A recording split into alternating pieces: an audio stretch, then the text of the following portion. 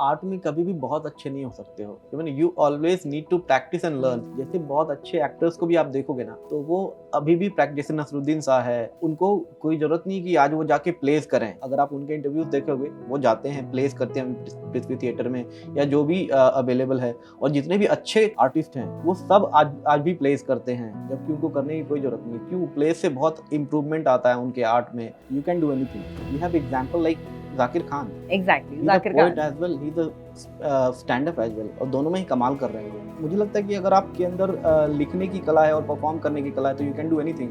तो मैं भी शुरू में फिगर आउट कर रहा था कि व्हाट कैन आई डू, मैं क्या क्या कर सकता हूँ। How much do you think that pricing moreover is important to it? See, अपनी प्राइसिंग तो सबके दिमाग में होती है, राइट? मेरी प्राइसिंग क्या होनी चाहिए वो अलग बात है, लोगों को मिलता नहीं है। मतलब अगर आप जाओगे ना, ये भी बहुत एक कॉमन बात है और बहुत बुरी बात है कि लोग आर्टिस्ट के साथ नेगोशिएट बहुत करते हैं। I was going through a breakup, उस टाइम पे लिखा था मैंने ऐसे: वो हाथ हिलाकर चली गई, वो आँख मिलाकर चली गई, वो हाथ हिलाकर चली गई, वो आँख मिलाकर चली गई, जिस नशे से हम उभरे भी न थे वो और पिलाकर चली गई। नादान है मेरी हालत से, नावाकिफ़ है जज्बातों से, नादान है मेरी हालत से, नावाकिफ़ है जज्बातों से, जिस दर्द के मारे फिरते हम वो और दिलाकर चली गई। ये मैंने आपके स्टैंड-अप्स में कभी नहीं सुना। ऐसी बहुत सारी चीज़ें हैं जो मैंने स्टैंड अप में अभी तक बोली नहीं है। आर्ट में वैलिडेशन बहुत इंपॉर्टेंट होता है। Exactly. आर्ट में बहुत सारा वैलिडेशन चाहिए, चाहे फिर वो डांस हो, मिमिक्री हो, हाँ, beat पोइट्री anything, हो, yes. स्टैंड अप कॉमिक्स हो, कुछ भी हो।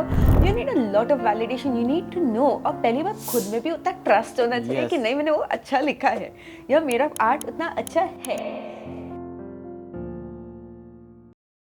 Hi everyone, I'm gonna be your host for today. My name is Pretty and welcome to YZ Connects by Young Zone India. Coming back to this, we have two very amazing sponsors with us.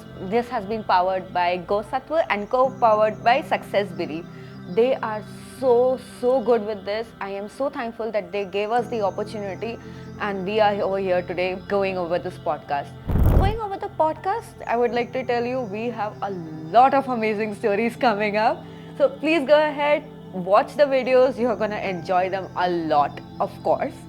And according to enjoying it, I would like to tell you about today's guest. Today's guest is one of the poets that has been also a part of Maslish through the journey. Today, I have a person who is really passionate and has a perseverance for poetry.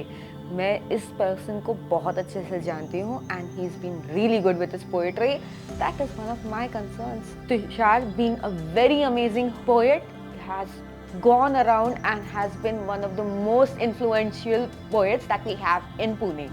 He has influenced a lot of people and of course he's found a lot of influential people to get his ideas from. So let's go ahead, let's find out what he's up to.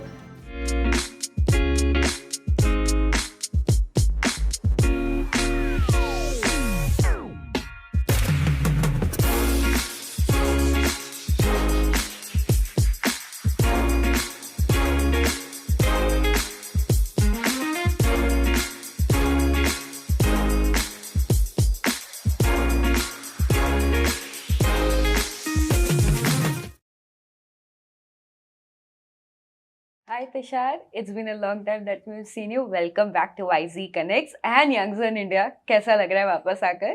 Thank you so much, बहुत अच्छा लग रहा है। And it's always good to come back to, I don't say come back, it's always good to come to young zone India.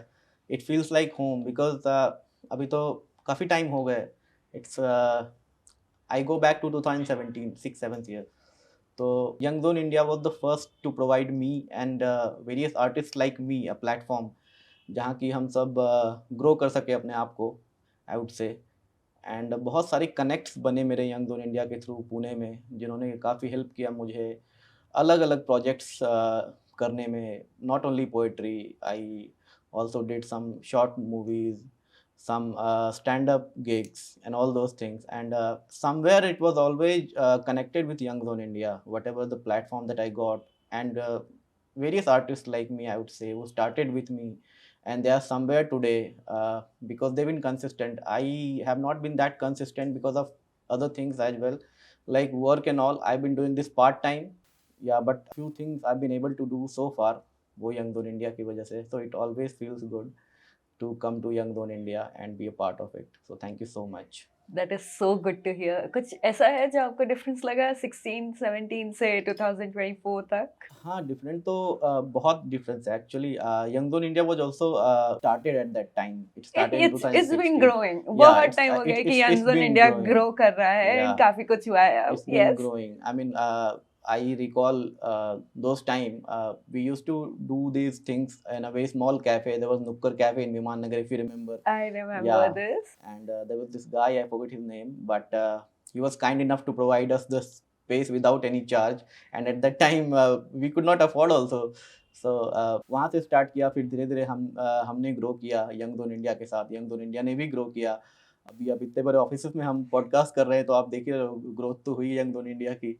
It's a good growth. And when I was discussing with Shivam before this podcast started that he has several other plans on a very big level. So Of बहुत course, we have a lot of plans yes, here because YZ Connects के पास भी बहुत कुछ है बताने के लिए and हम लोग इतने एक्साइटेड होते हैं यूजुअली क्योंकि काफ़ी सारे गेस्ट का आना, पता करना कि वो लोग क्या क्या सोचते हैं। It's a new perspective all together. yes. And young zone India के ग्रोथ के पीछे अगर कोई बहुत बड़ा रीजन है तो वो मैं बोलूँगा शिवम का डिटर्मिनेशन है। That I always feel and I even say it to people like he always connect people. वो कभी छोड़ता नहीं है लोगों को। लाइक मैं भी कभी आउट ऑफ रीच हो जाता हूँ तो ही comes back to me, reaches out to me and invites me for things, for discussion, for anything that is there जो कि मेरे लायक हो। तो there are other people like me जो कि उसके थ्रू कनेक्टेड हैं और अपना टच नहीं खोते हैं आप। लाइक अभी I got this invitation for this podcast. I have been out of this for a long time like a year, but अभी ये पॉडकास्ट के टाइम पे फिर से सब कुछ रिकलेक्ट करना, आपका जो भी आर्ट है सब कुछ एक बार रिकलेक्ट करके प्रेजेंट करना, तो it's a very good thing. Young zone India का एक ये खासियत है कि आर्टिस्ट को कभी अपने आर्ट को भूलने नहीं देता है। दैट आई वुड से।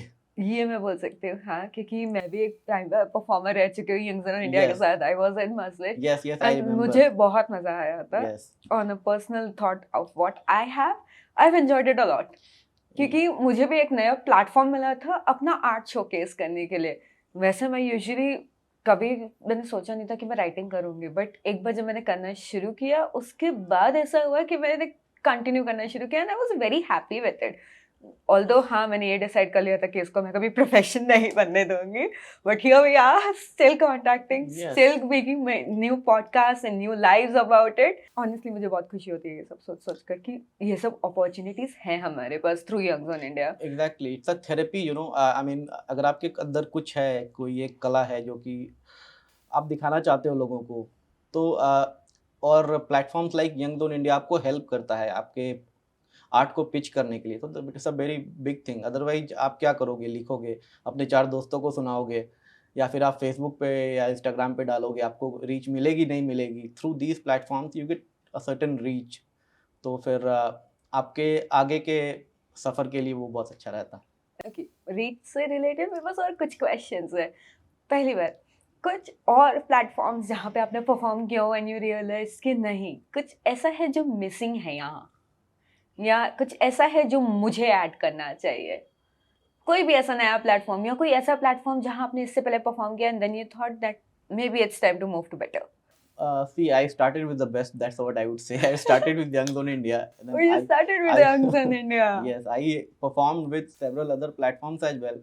But हाँ, issues तो हैं। बहुत सारे ओपन माइक्स होते हैं पुणे के अंदर। आप देखोगे मैं ऑलमोस्ट 8 से 10 ऐसे व्हाट्सएप ग्रुप में कनेक्टेड हूँ जहाँ पे कि वीकली ओपन माइक्स हो रहे हैं, हर वीक 4-5। और सब जगह आप देखोगे like entry charges are like 100 rupees, 200 rupees, even 50 rupees somewhere, but the quality of content is not there.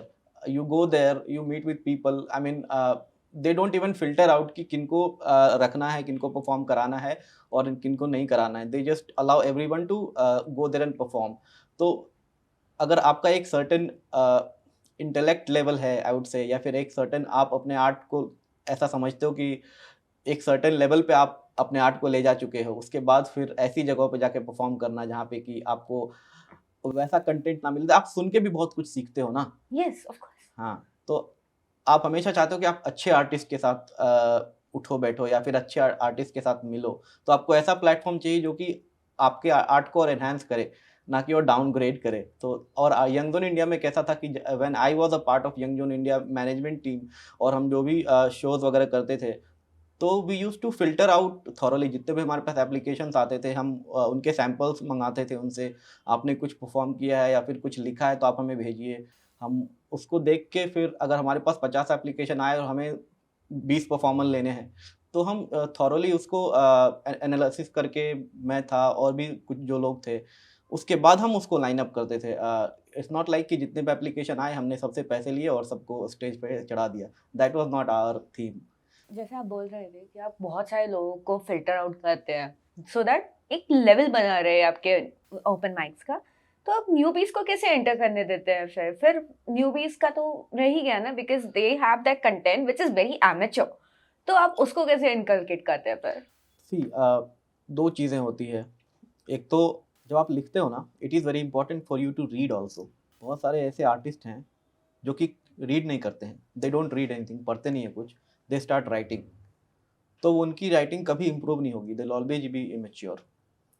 और मैं जब ओपन माइक्स में जाता था या अभी भी जाता हूँ, तो 80% मुझे ऐसे ही मिलते हैं, जिन्होंने केवल लिखा है, कभी कुछ पढ़ा नहीं है, और उनकी राइटिंग वैसी की वैसी है। वो मैं उसको 5 साल पहले भी परफ़ॉर्म करते देख रहा था, आज भी परफ़ॉर्म करते देख रहा हूँ। उनकी राइटिंग में कोई चेंजेस नहीं है। तो मेरा ये सजेशन होता है, जो भी लिखना स्टार्ट कर देंगे, आप तो पहले पढ़ें। दूसरा, आप पढ़ने के बाद जब लिखें, तो उसको किसी से आप वेरीफ़ाई करवाएँ कि आपने कितना करेक्ट लिखा है। जो भी नॉलेजेबल हैं, आपने हिंदी लिखा है, उर्दू लिखा है, इंग्लिश लिखा है, और आपके कॉन्टैक्ट में ऐसे ना ऐसे लोग कोई ज़रूर होंगे, जो कि इन सब लैंग्वेज की अच्छी पकड़ होगी जिनके पास। तो ये बहुत इम्पोर्टेंट है। मैं जब क्लास 5th या 6th में था, तब से मैंने लिखना स्टार्ट कर दिया था। एंड मैं ऐसी फैमिली से आता हूँ जहाँ पे कि हिंदी लिटरेचर का बहुत वैल्यू रहा है शुरू से। मेरे दादाजी was like MA in Hindi literature and he has written a Hindi grammar book. तो मेरा शुरू से ही वैसा था, और जब भी मैं लिखता था तो अपने पेरेंट्स से, अपने पापा से, या फिर जो मेरे बड़े भाई-बहन थे, कज़िन्स, जो कि ऑलरेडी अच्छा लिख रहे थे, मैं उनसे वेरीफ़ाई करवाता था। वो मुझे प्रॉपर बताते थे कि ये सही है, ये गलत है, इसको तुम ऐसे लिख सकते हो। तो उससे इम्प्रूव होता है धीरे-धीरे। बट आजकल के लोग ऐसा नहीं करते, वो लिखते हैं एंड सबको ऐसा लगता है कि मैंने जो लिखा वो बेस्ट है, और they just go out and perform, क्योंकि प्लेटफ़ॉर्म्स अवेलेबल हैं। ₹100-50 लेके ओपन माइक्स करवा रहे लोग, और उनका क्या जाता है, राइट? तो यही अच्छे कंटेंट की बहुत कमी है। तो अच्छे जो लोग आते हैं, मैं नहीं बोलूँगी कि उनको प्लेटफ़ॉर्म नहीं मिलना चाहिए, उनको मिलना चाहिए प्लेटफ़ॉर्म, बट अगर आप कुछ सुना रहे हो, तो सुनने में अच्छा भी लगना चाहिए। So I guess this would be tip number 1 कि जब आप कुछ लिखो तो उसको बैठ के पढ़ो भी, कि आप उसको बोलोगे कैसे एंड वो नहीं, इट्स नॉट कैसे पढ़ने में आएगा। नहीं, नहीं, आई एम नॉट सेइंग कि आपने जो लिखा है उसको पढ़ो, आप बुक्स पढ़ो बहुत सारे। अगर आप हिंदी में लिखना चाहते हो, तो आप बुक्स पढ़ो जो अच्छे-अच्छे राइटर्स ने लिखे हुए हैं। अगर आप पोएम लिखना चाहते हो, तो पहले आप 10 हिंदी पोएम्स के बुक पढ़ो। उससे आपको समझ में आएगा पोएम्स लिखते कैसे हैं, उसकी शैली कैसी होनी चाहिए, राइट? बिल्कुल। उसके बाद आप लिखो, लिखने के बाद आप वेरीफ़ाई करवाओ, कि या मैंने जो लिखा है वो करेक्ट है या नहीं है। That way you will improve, otherwise you will never improve. ये मुझे भी लगता है ऑनेस्टली कि क्योंकि जितना मैं लिखती थी या जितना मैं लिखती हूँ कह सकते हैं, जितना मैं लिखती हूँ मुझे ये लगता है कि जब तक आप लिखोगे नहीं, जब तक आप उसको पढ़ोगे नहीं, वो क्रॉस वेरिफिकेशन नहीं होगा, तब तक आई गेस आप उतना इनकलकेट कर ही नहीं सकते, आप उतना समझ ही नहीं सकते कि मैंने लिखा क्या है एंड ये मेरे ऑडियंस के साथ कनेक्ट भी कर सकता है या यस, नहीं। यस। तो मेरे पास हमेशा ये एक पॉइंट रहता है कि जो भी लिखो उसे हमेशा पढ़ो एज अ पोइट। आर्ट में वैलिडेशन बहुत इम्पोर्टेंट होता है। एग्जैक्टली आर्ट में बहुत सारा वैलिडेशन चाहिए, चाहे फिर वो डांस हो, मिमिक्री हो, हाँ, बीट पोएट्री एनीथिंग, हो, यस, स्टैंड अप कॉमिक्स हो, कुछ भी हो। You need a lot of validation, you need to know. और पहली बात खुद में भी उतना ट्रस्ट होना चाहिए कि यस, नहीं मैंने वो अच्छा लिखा है या मेरा आर्ट उतना अच्छा है। That is what I feel. Yes. अगर आप कुछ और बताना चाहिए तो बिल्कुल। नहीं, वही मेरा भी पॉइंट ऑफ व्यू वही है शुरू से ही। आर्ट में हमेशा वैलिडेशन बहुत इम्पोर्टेंट है, तो वैलिडेशन अगर इनिशियल लेवल से आप लेते हुए आ रहे हो किसी से, तो आप इम्प्रूव करोगे डे बाय डे, अदरवाइज़ आप वहीं रह जाओगे। Yeah, so that's what my point was, कि it is very important to have validation in your art and from a very initial level. Without it, you won't be able to improve ever. You will be at the same level. तो आप कुछ लिख रहे हो, तो आप पहले पढ़ो, बहुत सारा पढ़ो, उसके बाद आप लिखो, फिर आप उसको वैलिडेट करवाओ, उसके बाद आप परफॉर्म करो इफ़ यू वांट, और post it somewhere on social media. So that should be the process, in my opinion, be it any art. Point number 2, viewers, you always have to be very, very sure and you have to get it validated.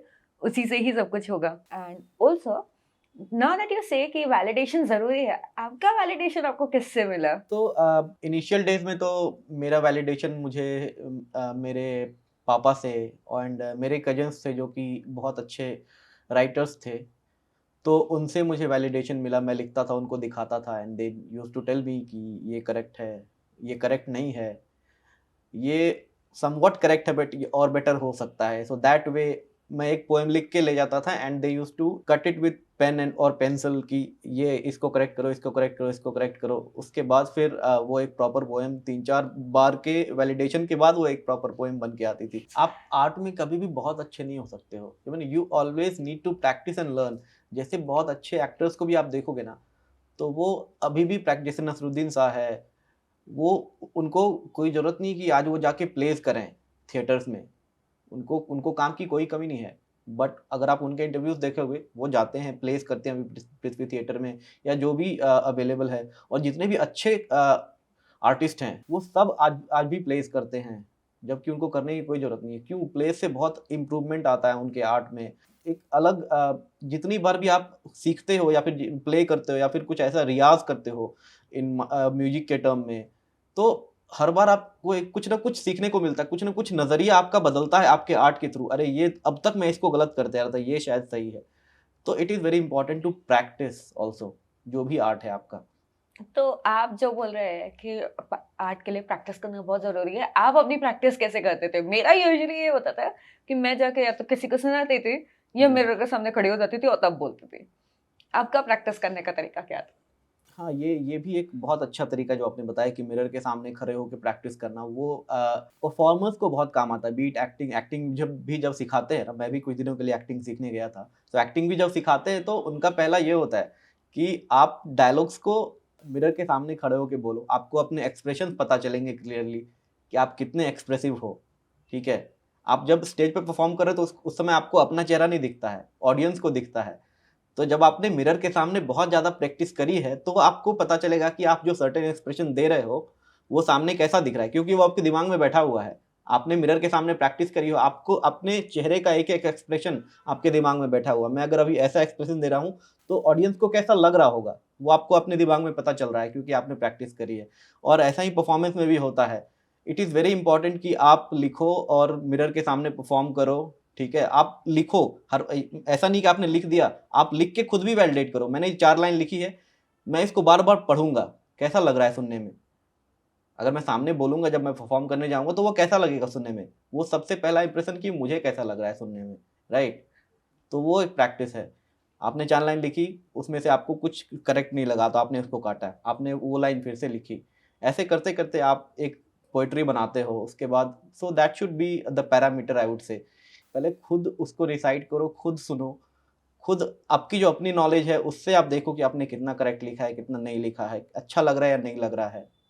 ठीक है?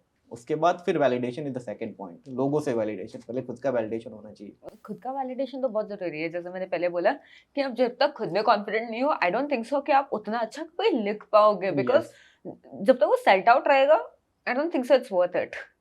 आपको ऐसा लगता है कभी कि आप कभी सेल्फ डाउट में रहे हैं कि नहीं, ये शायद ये उतना अच्छा नहीं है, ये मुझे चेंज करना पड़ेगा, एंड आपने ऑन द स्पॉट कुछ चेंज कर दिया हो कि नहीं, ये मुझे चेंज करना पड़ेगा? नहीं, ऑन द स्पॉट तो मैंने चेंज नहीं किया, लेकिन मैंने चेंजेस बहुत किए हैं. मेरी ऐसी कोई भी पोएम नहीं है जिसको कि मैंने एक बार लिखा और वो फिनिश हो गया हो. ऐसा नहीं है. मैंने हज़ार बार उसको करेक्ट किया है, जो मुझे लगा ये नहीं, ये राइम नहीं कर रहा, या फिर ये ग्रामेटिकली करेक्ट नहीं है, या फिर कोई ऐसा वर्ड जो कि यहाँ पे फिट नहीं हो रहा है. तो मेरी कोई ऐसी पोएम है नहीं जिसको कि मैंने वन गो में लिखा हो. मैं 3 दिन 4 दिन लेता हूँ एक अगर पोएम लिख रहा हूँ तो उसको ये करने में. ऐसा भी होता है कई बार कि आपने एक दिन में 4 लाइनें लिखी और जब उसको आप कल पढ़ोगे ना, तो आपको लगेगा क्या बकवास लिखा है मैंने. तो ऐसा भी होता है. तो तो इट इज़ वेरी इंपॉर्टेंट कि आप टाइम लो अपने पीस ऑफ आर्ट को भी एक फाइनल लेवल तक पहुँचाने के लिए.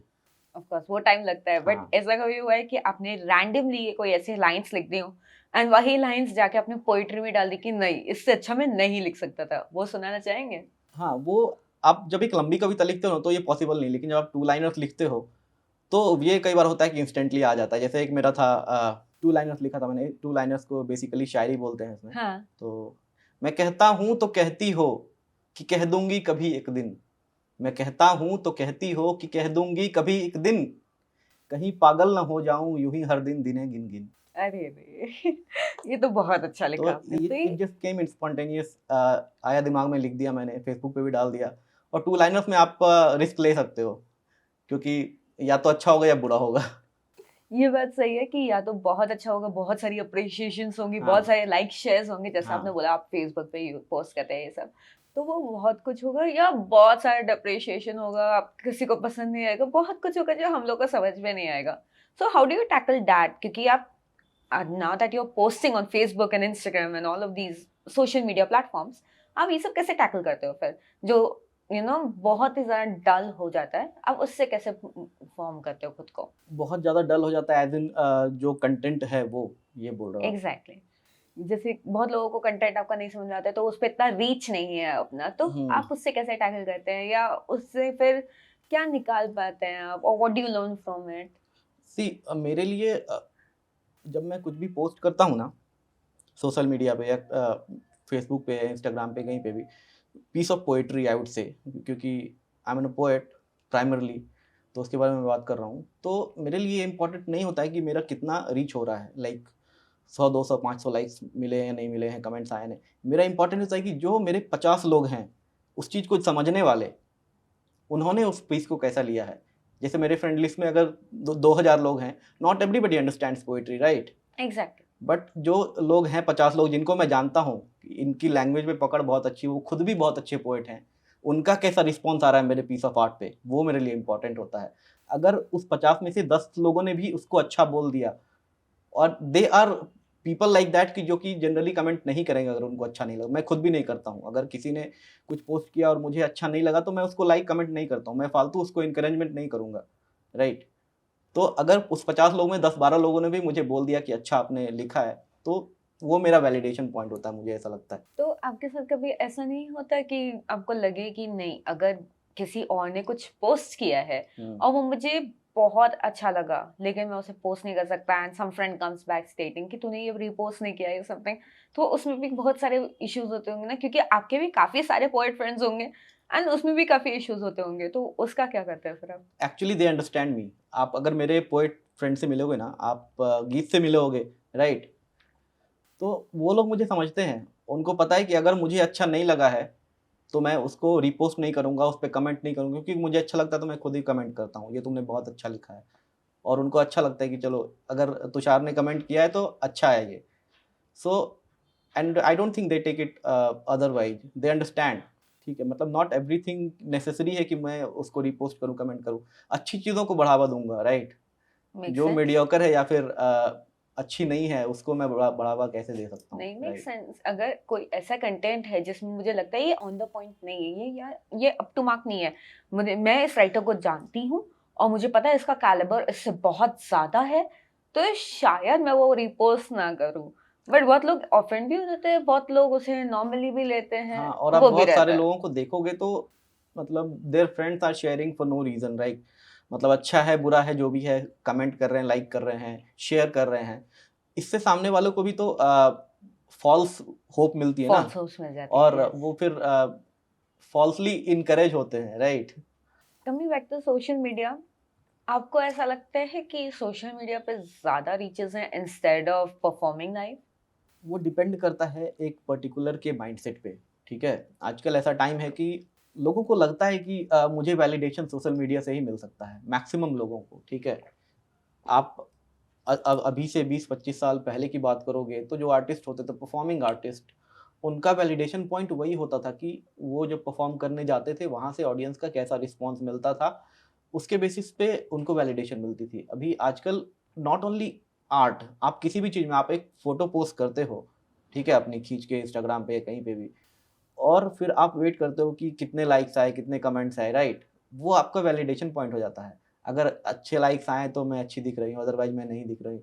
सो सोशल मीडिया पे मैं बहुत ज़्यादा रिलाई नहीं करता हूँ, और it's always good to have validation from the audience, from the people. Coming back to all of this, जब आप बोलते हैं कि आपके पास लाइव ऑडियंस बहुत है, ऐसा कभी हुआ है कि आपको पोएट्री में लगा कि नहीं, ऐसा है कि ये टॉपिक एक ऐसा टॉपिक है कि अगर मैंने इसको उठाया तो मैं अपनी ज़्यादा ऑडियंस को कैप्टिवेट कर पाऊंगा, या ऐसा कोई कपलेट हो या शायरी हो जो आप हमको सुनाना चाहेंगे? मेरा इंटेंशन कभी ऐसा नहीं रहा कि मैं जो कुछ लिखूं तो वो गेन करने के लिए लिखूं ऑडियंस को। मैं सिचुएशनल पोएम्स ज़्यादा लिखता हूँ, जैसे कोई सिचुएशन आया, कोविड आया या फिर मैं किसी मूड में हूँ तो वैसा मैं तो ऐसा कोई जॉनर भी नहीं है मेरा कि मैं केवल रोमांटिक लिख रहा हूँ या बिल्कुल, फिर आपने ये मुझे बताया था हाँ, कि आप बस एक नॉर्मल उसमें फ्लो में लिखते जाते हैं, बहुत कुछ है जो आप लिखते चलते जाते हैं और फिर आपको हाँ, रियलाइज़ होता है कि इतना लिख नहीं रखना था हाँ, या ये कम लिखा है। तो तो कुछ ऐसा सटायर कुछ भी है? है। I was going through a breakup, उस टाइम पे लिखा था मैंने ऐसे कि वो हाथ हिलाकर चली गई, वो आँख मिलाकर चली गई। वो हाथ हिलाकर चली गई, वो आँख मिलाकर चली गई। जिस नशे से हम उभरे भी न थे, वो और पिलाकर चली गई। नादान है मेरी हालत से, नावाकिफ़ है जज़्बातों से। नादान है मेरी हालत से, नावाकिफ़ है जज़्बातों से। जिस दर्द के मारे फिरते हम, वो और दिलाकर चली गई। अरे वाह! ये तो कुछ नया ही सुना है इस बार।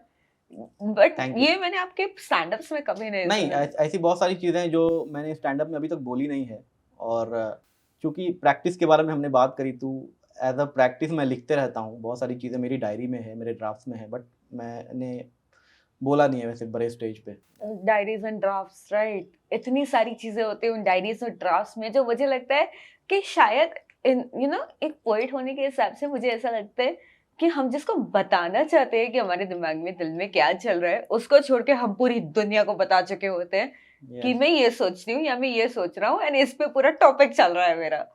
है ना? और यस। उसी पे ही एक पोएम, एक शॉर्ट स्टोरी, कुछ ना कुछ बनता जाएगा। ये मुझे लगता है। और बहुत सारी ऐसी बातें हैं जो एक डायरी में ही बंद रह जाती हैं। तो वो जो डायरी में बंद रह जाती हैं, उस पर आपका क्या बोलना है? आपको ऐसा लगता है कि किसी को किसी दिन वो ऐसे निकल के आना चाहिए और सबको पता लगना चाहिए कि हाँ, आना हाँ, ये चाहिए। सब था? यस, यस, बिल्कुल। तो ऐसा होता है ना बहुत बार कि कभी-कभी आप अपने डायरी को गो थ्रू करते हो और आपको लगता है कि यार ये चीज़ जाना चाहिए लोगों तक। उस समय शायद जब मैंने इसको लिखा था तब मैं इतना कॉन्फिडेंट नहीं था कि ये लोगों तक जाना चाहिए, बट इसको जाना चाहिए लोगों तक। तो ऐसी बहुत सारी चीज़ें निकल के आती है। मैंने भी ऐसा बहुत करा है कि पुरानी लिखी हुई चीज़ों को पोस्ट किया है और अच्छे लोगों के रिस्पॉन्स मिले हैं मुझे। तो यस, ये होता ज़रूर है।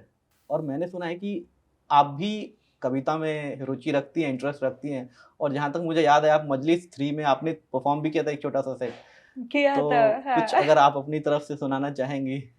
ऐसा तो नहीं है कि मुझे वो मजलिस तक वापस जाना है, क्योंकि वो एक ऐसा पार्ट था मेरी लाइफ का जहाँ मैं कभी नहीं जाना चाहूंगी। मैंने लिखा था वो अपने पर्सनल एक्सपीरियंसेस से लिखा था एंड मैं बहुत खुश हूँ कि मैंने ऐसा कुछ किया, मैंने कुछ लिखा। पहली बार मैंने अपने पर्सनल एक्सपीरियंसेस से निकाल के कुछ ऐसा फ्रेम किया।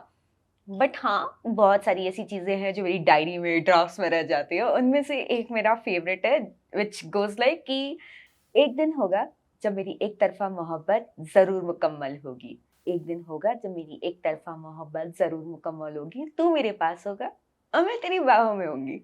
पर तब तक तेरी ये सारी अटखेलियाँ मुझे मंज़ूर है। ये मैंने लिखा था क्योंकि मुझे किसी पे क्रश था और मुझे हमेशा लगता था कि मैं उसे कभी बता ही नहीं पाऊँगी।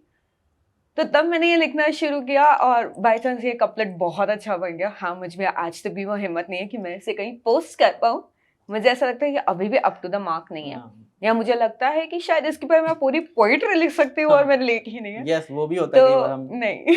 1-2 लाइन लिखते हैं, हम सोचते हैं कि इसको हम और आगे बढ़ाएँगे बट वो हो नहीं इसको मैं पाता। आगे बढ़ा हाँ, सकती हूँ, लेकिन मैंने कभी बढ़ाया नहीं है। तो बहुत सारे ऐसे ड्राफ्ट्स हैं, बहुत सारी ऐसी चीज़ें हैं मेरी डायरीज़ में जो शायद बहुत लोगों को नहीं पता है। ऐसा भी नहीं है कि क्योंकि मैं मॉम के पास जाती थी, मैं उनको बताती थी कि आज मैंने कुछ नया लिखा। उनको भी नहीं पता है कि अच्छा, प्रीति ने ये भी लिखा है। तो ये सब भी होता है। तो आपके पास भी ऐसा बहुत कुछ होगा ना फिर?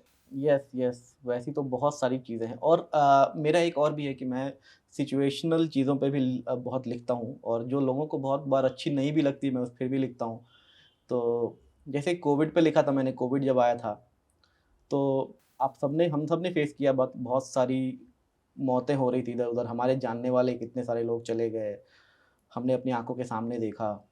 तो उस टाइम पे मैंने एक लिखा था, एक थोड़ी शुद्ध हिंदी में है, हुँ, हुँ। तो मैं आपको बीच-बीच में इसकी मीनिंग भी बताऊँगा जो डिफ़िकल्ट बिल्कुल, वर्ड्स। इरशाद। तो इट वाज समथिंग लाइक, है काल यह घेरे हुए इस काल को संपूर्णतः, है काल यह घेरे हुए इस काल को संपूर्णतः। यहाँ मैं दो काल की बात कर रहा हूँ, एक काल जो कोविड है, जो काल बन के आया है, और दूसरा काल समय। एक काल ने दूसरे काल को घेर लिया है काल यह घेरे हुए इस काल को संपूर्णतः, अनभिज्ञ हैं सब लोग इसका अंत होगा किस तरह। अनभिज्ञ मतलब अनजान है लोग। बेचैन सा है हो गया इंसान बेवस बेवजह, मृत्यु की शैया बिछी है इस धरा पर हर जगह। संसार के अपकर्म का युग को लगा ये पाप है, वर्षों से जो थी व्यथित उस पृथ्वी का संताप है। हर वेदना को झेलती इस प्रकृति का विलाप है, तीनों लोकों से मिला संयुक्त एक अभिशाप है क्या अनागत और क्या अब अंत होगा बस यही, है क्या अनागत और क्या बस अब अंत होगा बस यही, या जगत उद्धार करता अवतरित होंगे कहीं।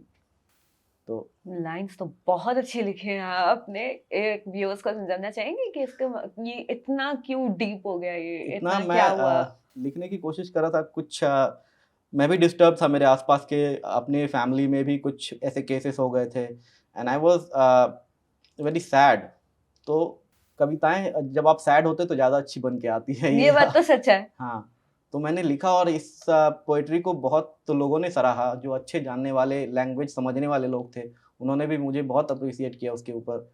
तो ये पोएट्री मेरी पर्सनली भी बहुत फेवरेट है।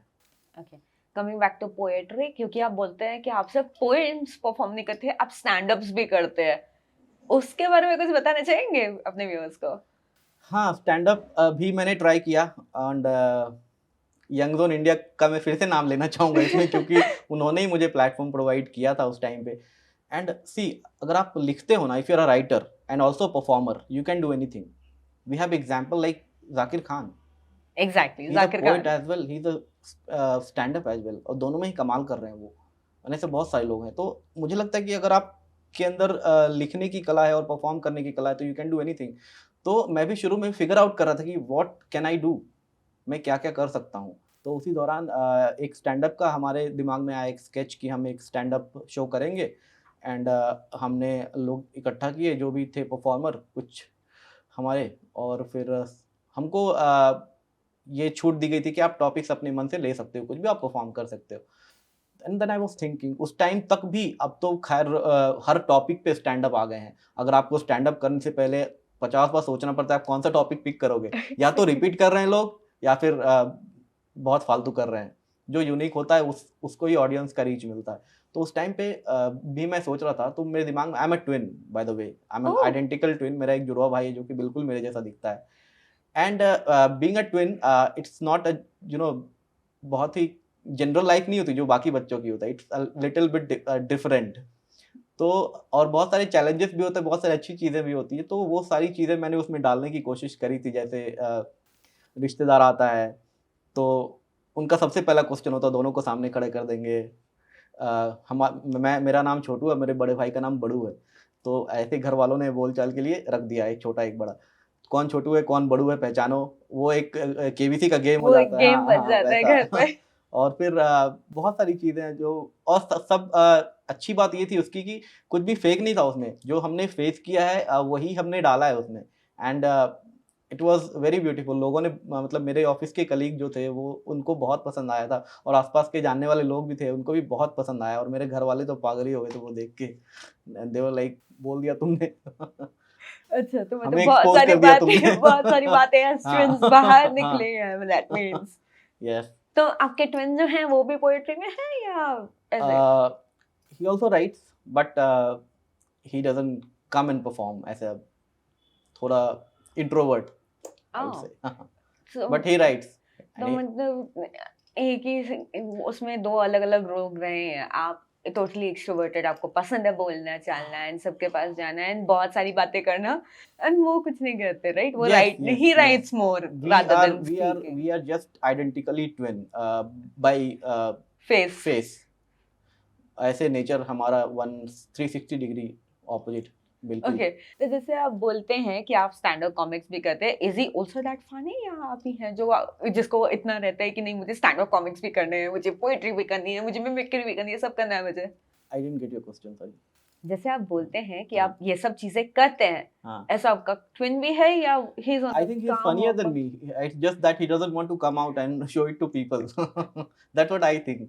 Even उसकी पोइट्री भी बहुत अच्छी है एंड तो ऐसा कभी हुआ है कि आपने उनकी पोएट्री लेके कभी कहीं बार बोली हो या कुछ किया हो because he doesn't speak out so you speak in on his behalf? नहीं never? never but that's a good point. I mean, I should, if he is not able to do it, Of course, if he's not interested I or should if he's not take his able to poetry. do it, Yeah, let's say, why don't you portray it? yes, You can always give him the credit that he's the one who wrote it, but you Yes, can put a tone to it. I can think of it. Yeah, definitely. You can put a That's tone to good it. You can input put a from your side. different value to it. Yes, at least वो जो एक नई art है, वो एक नई कला जो है वो बाहर तो आएगी कि Yes. किसी ने सुनी, किसी को समझ आई, तो वो भी आप कर सकते हैं। yes, definitely. और बहुत सारे लोग हैं I guess young zone India में या वाईजी कनेक्ट्स पे जो इनके बारे में सुनना बहुत पसंद करेंगे बिकॉज हम लोग के मोस्टली व्यूअर्स आपको पता ही होगा या तो आर्टिस्ट हैं या आर्टिस्ट को देखना पसंद करते हैं। हम लोग के पास वो ऑडियंस है, so why don't you try that? You know, I mean, that's a good input. In fact, I mean, if somehow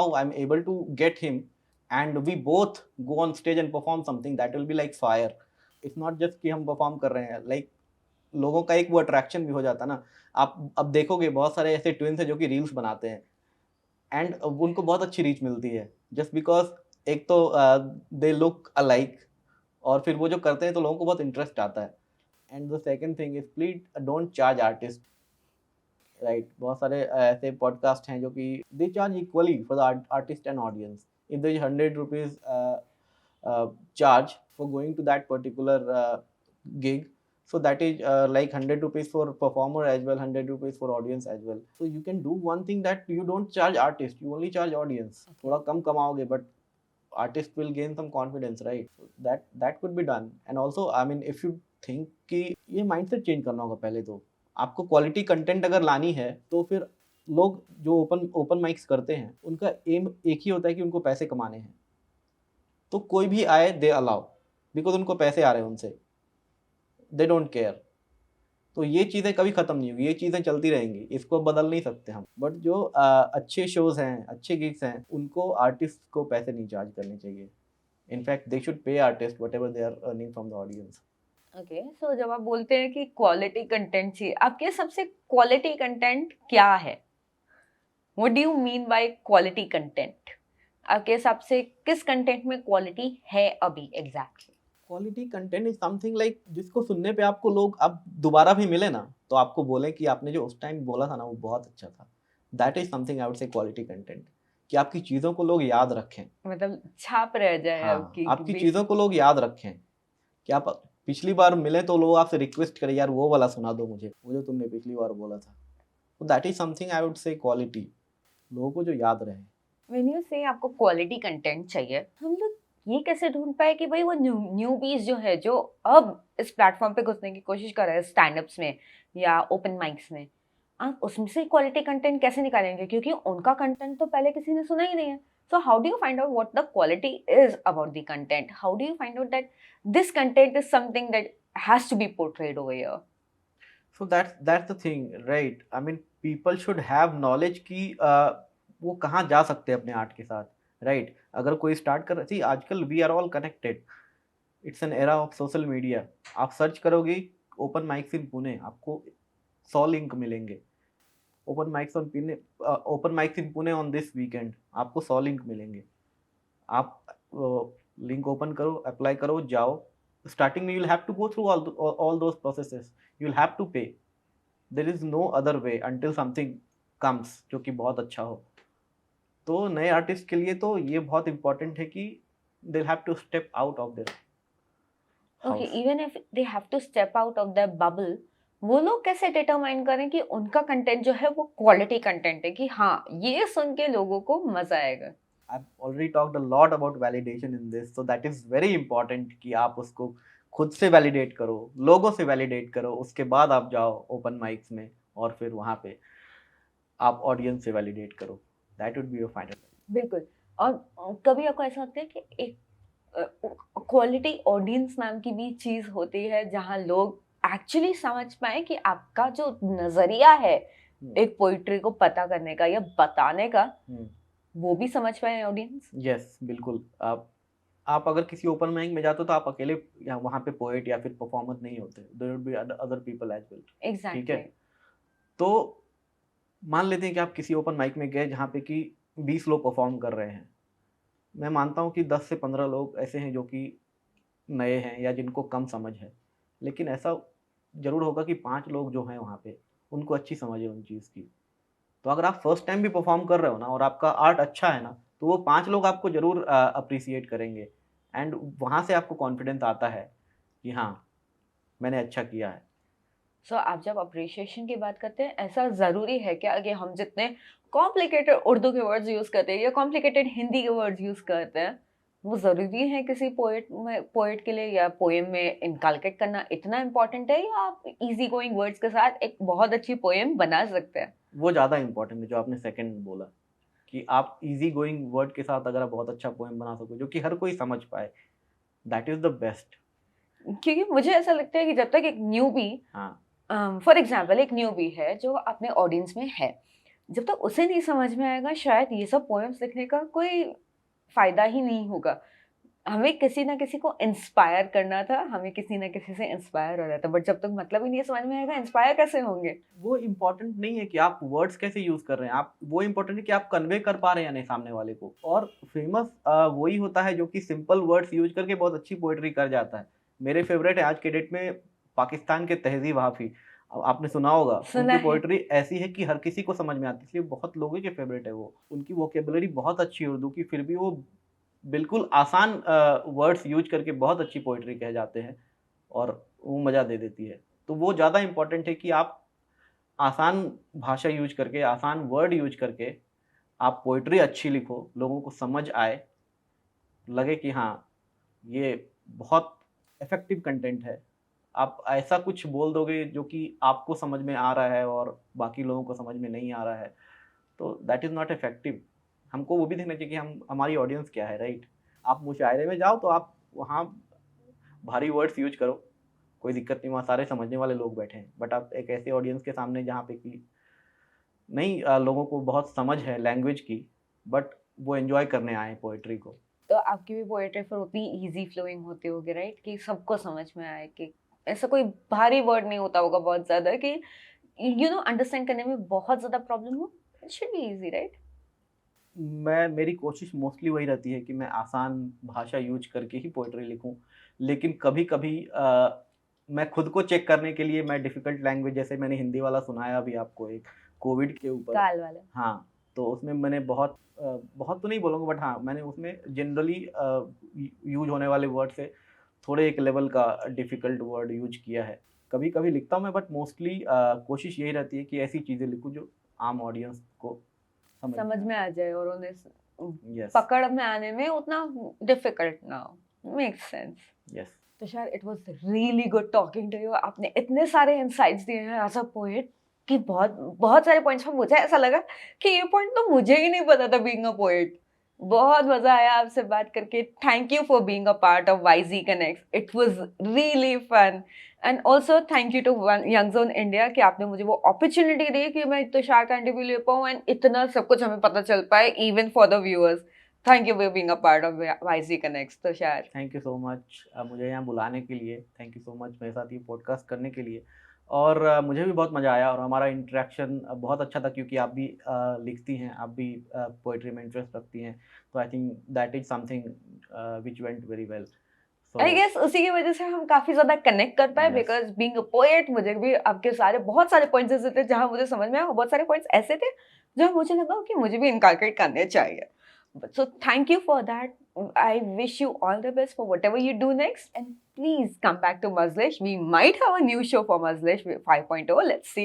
yes, I am very much looking forward to it, definitely. Same here. I yes, really want to be a host or perform there, whatever it is, but I've enjoyed every part of Young Zone India. Thank you. Thank you.